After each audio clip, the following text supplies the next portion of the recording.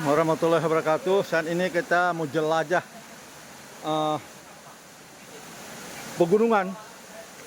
Kita pengen melihat lokasi air terjun di Karo yang disebut dengan air terjun apa nih?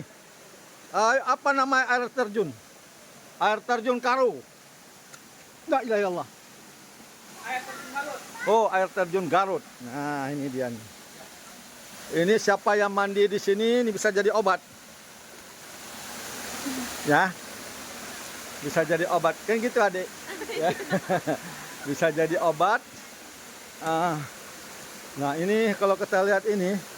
Halo Adik semuanya. Halo. Sudah mandi? Hati-hati ya, hati-hati.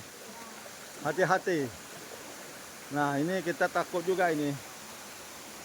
Tunggu dulu, kita geser dulu.